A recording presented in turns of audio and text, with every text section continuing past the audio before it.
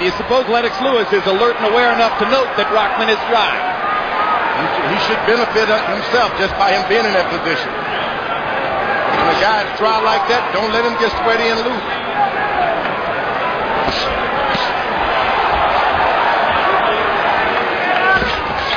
Rahman coming back with the jab, trying to get that weapon started just as he did in round one in Johannesburg. Lennox has got to make certain that his back is always at least 3 feet away from those ropes. Give him time to be hit and move out of the way. Neither man has a good history with his back against the ropes. Rahman's 2 losses against Maskai Aventua both came when he got trapped against the ropes and hammered by power punches. Hard right hand by Lewis over the top, lands on Rahman's chin. Stop. Let him go. Let him go, please. Let him go. That may have been a more effective right hand than any of the right hands Lennox threw in South Africa. I see blood already on Rahman's face. Let's hope it's the red from the gloves and that blood. When Lennox throws that left jab, he has to constantly move. He can't stand there and see if the jab lands. He got to keep moving. Step and a half. Jab, step. Jab, step. Step. Halfway through the round, Rahman has yet to throw a right hand. So it appears that Rahman has come to box, not to punch, at least for the moment. Lewis, his normal patient self, sticking the jab and allowing Rahman to come to him. In the first fight, Rahman jabbed to the chest. He didn't reach for Lennox's head. You better go back to the basic. Keep your jab headed to his chest. Everything good happens. If you're in Lennox Lewis's corner, you like what you've seen in these first couple of minutes.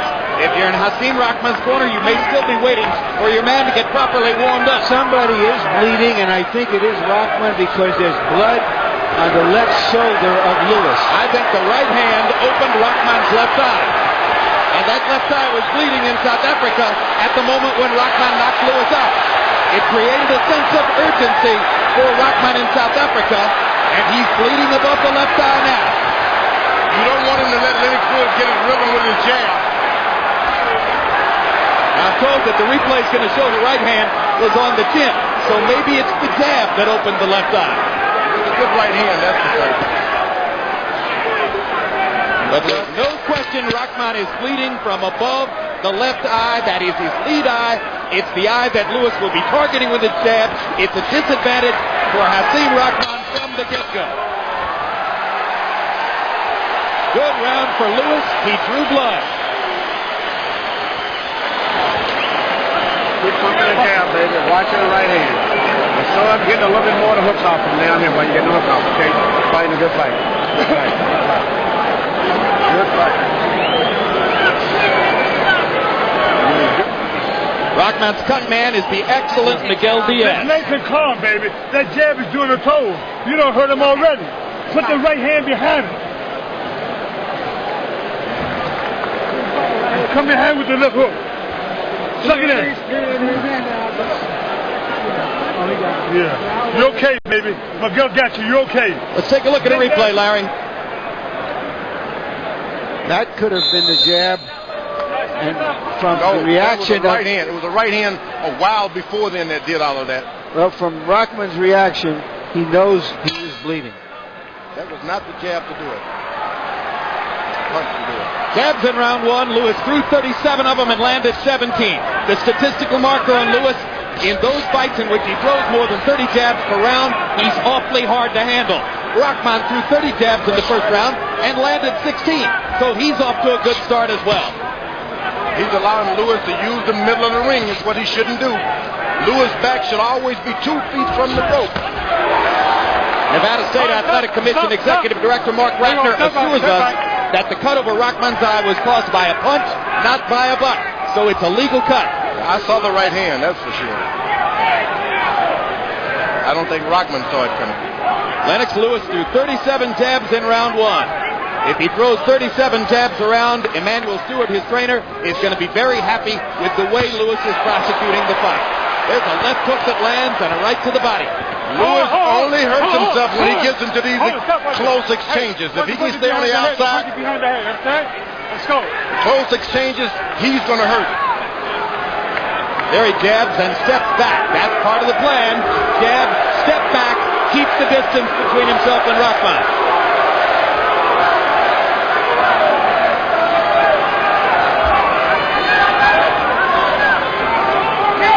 Now Lewis is getting closer to the ropes.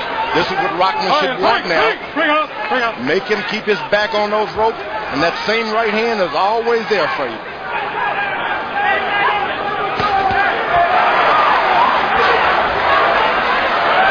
The exchange is still in the center of the ring for the moment.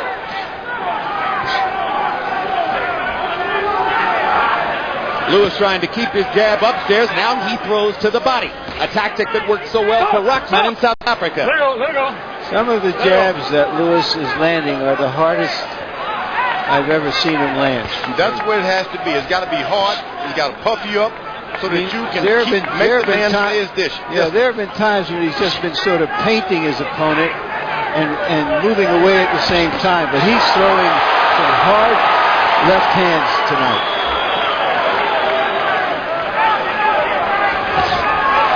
This is indeed a very aggressive jabbing performance by Lewis. And you saw him jab to the top of the head, then bring the right hand over the top, George. He loves to hide the right hand by jabbing you up on the head. Once again, Lewis's legs are a little too close to the ropes. That's where he's going to find his troubles if he finds them at all. Back is getting even closer now. He's got to stay in the middle of the ring. Rahman is starting to get him to go on the ropes now. How do you like the way Rahman's working his way back into it? He's got his body, got Lennox back on the rope. Lennox is in an excellent position now. Stay in the middle of the ring. Lennox misses with a big left hook as round two comes to a close.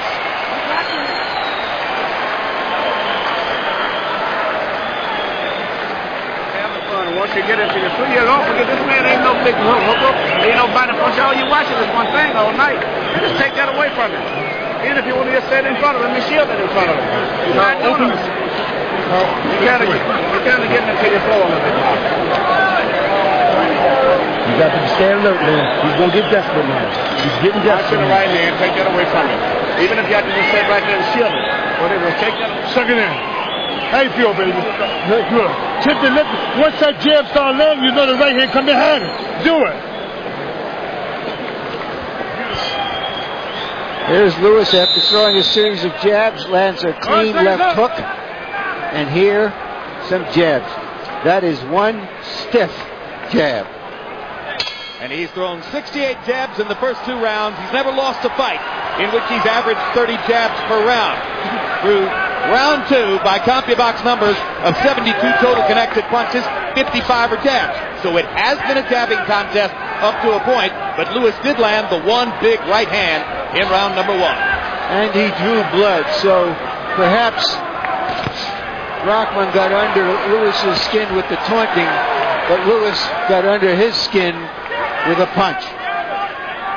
Lewis's corner told him, don't worry about the left hand, don't worry about the hook, just stay out of the right hand. That's your harm's way. And Lewis is doing a good job, but you got to step back to your left every now and then and make him throw the hook. Make Rahman throw his hook. Rahman doesn't seem to have any confidence in a good, strong left hook. So what do you want to do is make him throw it. Just make him do it. Rahman contends in sparring his left hook is getting better, but he's been a 1-2 fighter through most of his career. Jab, right cross. As for that matter, has Lewis. There's a left hook by Lewis, and it lands. It hurt. Not only did he land, it hurt Rahman. Now you don't want to get too overconfident with a guy who's knocked you out. Keep the hurt on, keep the rounds coming. Rahman trying to pound to the body as he gets in close. Lewis lands another stiff jab, and Rahman backs back out.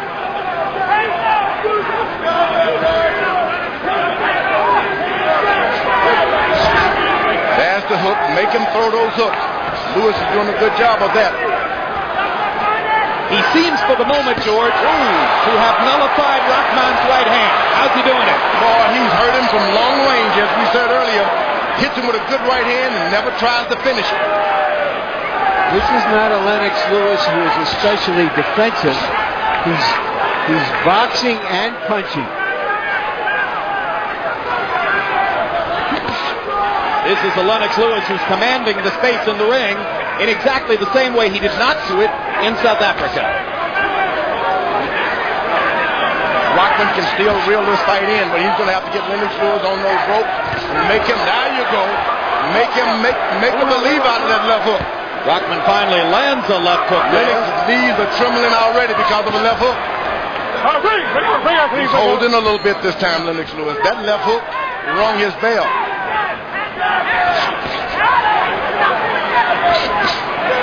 But the jab comes back.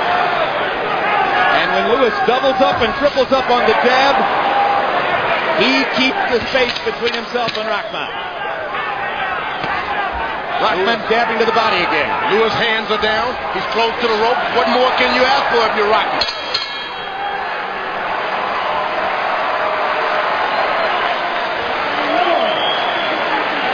53 damn jabs. It's all the formula though. When you started going to him, you can change up on this man now. You don't have to. You can start just saving yourself. Start going to him and playing. Backing up. Throw me right kidney and stuff. And every time he come at you, do like this. Put them hands up. That kills everything.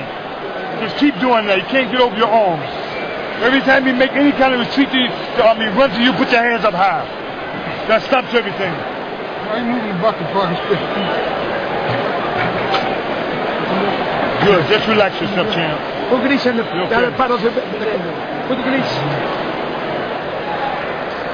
Lennox Lewis may have been outwitted by the verbally sharp champion. He is not being out-hit by him. First 3 rounds have followed the Lewis plan, particularly in the sense that he's throwing the jab with great frequency, averaging 34 jabs per round. He landed 17 out of 34 jabs in round 3. That's a great statistical indicator for Lewis from CompuBox. Harold Letterman, how'd you score the first 3 rounds? Okay, Jim. 3-0, 30-27. Lennox Lewis. Jim, when a guy circles to his right like Lennox is doing, it's an unnatural move for a right-hand fighter. He's doing it beautifully, so that Rock can't hit him with that big right hand. Supreme generalship for Lennox Lewis. Another thing, in all the exchanges, Lennox will get off first, keep Rahman off balance, so Rahman can't get set to punch. Watch this, Lennox is always going to land the first punch. And perhaps by way of trying to ask his fighter to be even more aggressive, Emmanuel Stewart between rounds said to Lennox Lewis, Lennox, this man can't counterpunch. Go get him. Yeah, but the one thing that lives in Lennox Lewis' head, that night in Africa. Yep. You can't take that away from him. You know, even his own corner said to him, to Rahman, if he punches, just keep your hands high. They're telling him not to counterpunch. Boom! Will Rahman get up, or have the tables been turned? Is it reversed? 7, 8, 9. It's over. Lennox Lewis got revenge. Has captured his revenge, and now it's Rahman complaining in the corner that he didn't get the full count.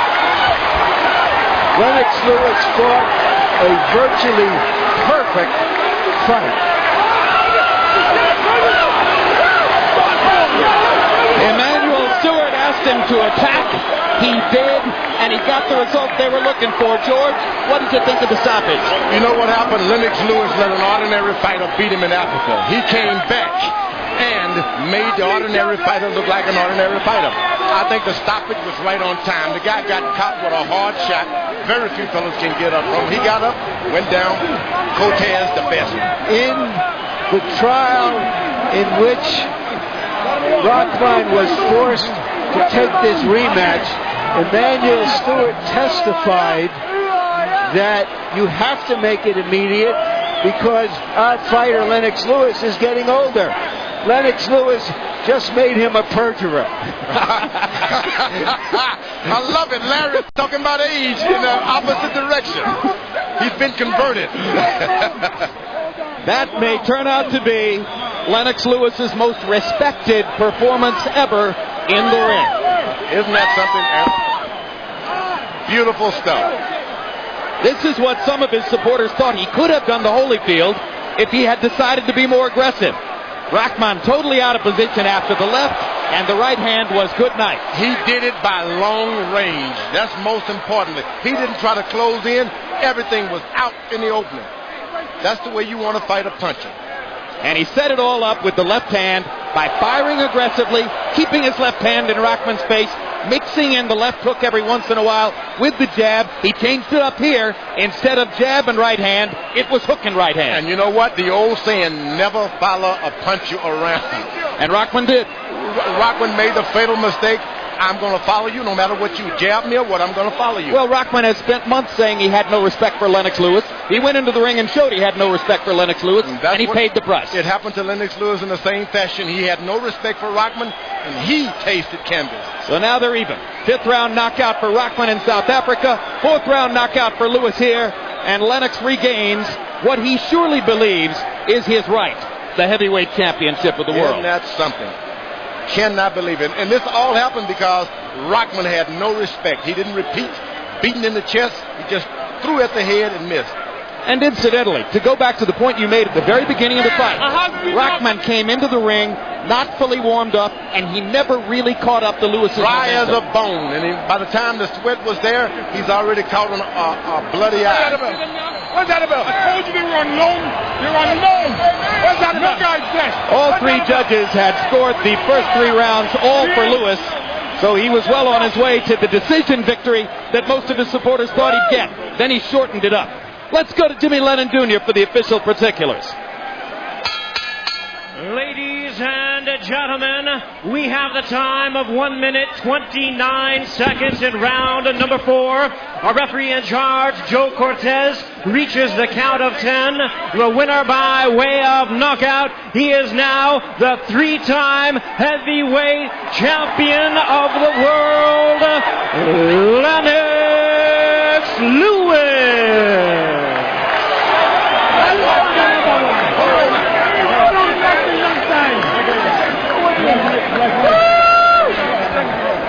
Final CompuBox numbers will show you Lewis advantages in all categories. He landed 24 more punches. He threw 39 more punches. He was brilliantly accurate, connecting with half the punches that he threw. He painted Rahman with power punches, mostly set up by the jab. And in the end, he scored the huge combination, left hook, right cross, and knocked Rahman out. There you have it, total jabs. Lewis threw 111 jabs in just under 4 rounds, and that's the benchmark. When he throws 30 jabs per round, you can't handle him. Rahman could not. Let's go to Larry Merchant with the heavyweight champ, Lennox Lewis. Thank you, Jim. Congratulations, Lennox. You came into the fight. Your opponent was bone dry. Did you notice anything right from the start? Well, I seen a little twinkle in his eye, you know. Plus I've been dreaming all week to change his name. Change his name from has-been Rahman. His name's Has-been Rahman now. How did you turn your anger at him for all of the taunts he's been making at you into a positive? No, man. No. Into a positive for you? I didn't even hear the question. I'm sorry, Lennox. How did you turn? How did you turn all the anger that you had welling up in you because of the taunting, because of your own lackluster performance in Africa, into this positive? I just stayed focused. When we were in South Africa, I said that the belts were on loan. So he's had his 15 minutes of glory. Now they come back home to me. Do you acknowledge now that you didn't give your absolute best effort? You didn't take him seriously in Africa? Well, you know what? I didn't take him serious enough. I was in good shape in Africa, but one punch. He got through with one punch when it was I was a little not focused in that fight, and he got through with a great punch. We're in the heavyweight business. You can end things in one punch. Why did you hide out in your dressing room tonight? You seemed like you were just in your own zone, and you just were focused on what was going to happen? Yeah, I was very focused. I didn't want to get into the hoopla. I was just showing the world that I was focused. They couldn't see too much of me. Even Rockman wanted to come in and see what I was doing. He was nervous, so he was outside my dressing room. I was laughing. Madiba! Yeah, big up South Africa. The first few rounds, you describe what you were doing in the first few rounds. Your jab seemed more authoritative than we've ever seen it. You stayed away from his right hand. Was that the plan? Yeah, just to give him some movement. He couldn't take the movement, and I just showed him a different style. I told you I can switch any style I want to, and this time I just showed him a different style of moving. All right, let's go now to the fourth. Let's go to the fourth round and take a look at the knockout. You tell us what you saw. Emmanuel told you in the corner you can be more aggressive. What did you see? Well, I notice every time I try and reach around him with a hook, he sticks his arms out. And more time, he's watching out for the straight right hand. So I kind of turned it around on him and threw a roundhouse right hand. Emmanuel Stewart also said to you, look, this man doesn't counterpunch. You can attack him. Yeah, I took some of the pressure to him. Gave him a lot of things to think about. Kitchener-Waterloo, big up. What does that mean? Huh? What did you say? I'm just bigging him up, bigging up all these places. Miami, big up. All right. It was speculated before this fight, and reasonably, that you had been knocked out by this man, and that you would be conscious of that in this fight. How did you express that? Well, I definitely wasn't gun shy. Plus I wanted to knock him out in the fourth round a little quicker than he knocked me out. So, in a sense, I got my up on him. Do you feel that any of his pre-fight antics from the fight at the ESPN publicity tour to all of the stuff that was going on helped you in any way?